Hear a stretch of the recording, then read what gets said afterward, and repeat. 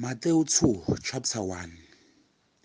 NgokukaMatewu wesibili, uJesu esezelwe eBhethlehema laseJudiya emihleni kaHerode inkosi, bheka kwafika izazi eJerusalema zivela empumalanga zithi, "Uphi lo ozelwe yinkosi yabaJuda na? Ngokuba sibonile inkanyezi yakhe kwale mpumalanga, size ukukhuleka kuye." UHerodi inkosi esekuzwile lokho, wakhathazeka neJerusalema lonke kanye naye. Wabutha bonke abaphristi abakhulu nababhali besizwe, wabuza kubo ukuthi uKristu uza kuzalelwaphi. Bathi kuye, "eBhethlehema laseJudiya, ngokuba kulotshiwe kanjalo ngumprofethi ukuthi, nawe Bhethlehema lizwe lakwaJuda, kawusiye omncane nakunye kubabusi bakwaJuda, ngokuba kuya kuvela kuwe umbusi oyakulusa isizwe sami u-Israyeli." Khona uHerodi ezibizile izazi ngasese, wabuzisisa kuzo isikhathi inkanyezi ibonakala ngaso.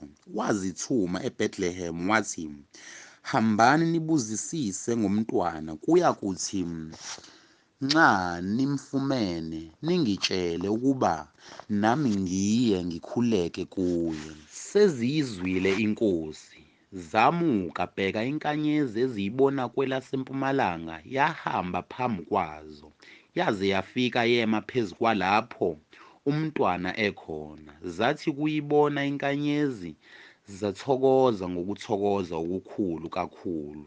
Zase zingena endlini, zabona umntwana noMariya unina, zawa phansi zakhuleka kuye. Zavula amagugu azo, zamkhunga ngezipho, igolide namakha nenhlaka. Kwathi ziyaliwe nguNkulunkulu ngephupho ukuba zingabuyeli kuHerode, zabuyela ezweni lakubo ngenye indlela. Sezimukile, bheka ingelosi yeNkosi yabonakala kuJosefa ngephupho ithi, "Vuka uthabathe umntwana nonina ubaleke eGibhithe uhlale khona, ngize ngikutshele ngokuba uHerode uza kumfuna umntwana ukuba ambhubhise." Wavuka-ke wathabatha umntwana nonina ebusuku, wamuka waya eGibhithe. Wahlala khona waze wafa uHerodi, ukuze kugcwaliseke okwakukhulunywa yinkosi ngumprofethi ukuthi, "Ngayibiza indodana yami iphume eGibhithe." Khona uHerode sebonile ukuthi izazi zimphambile, wathukuthela kakhulu, wathumela wabulala bonke abantwana besilisa baseBhethlehema nasendaweni yonke yangakhona, abaminyaka 2 ngaphansi, njengesikhathi abesibuzisisile kuzo izazi. Khona kwagcwaliseka okwakhulunywa ngoJeremiya umprofethi ukuthi, "Kwezwakala izwi eRama ukukhala nokulila okukhulu, uRakheli ekhalela abantwana bakhe, engavumi ukududuzwa ngokuba abasekho." Kepha uHerode esefile, bheka ingelosi yeNkosi yabonakala ngephupho kuJosefa eGibhithe yathi, "Vuka uthabathe umntwana nonina uye ezweni lakwa-Israyeli, ngokuba sebefile abebezingela ukuphila komntwana."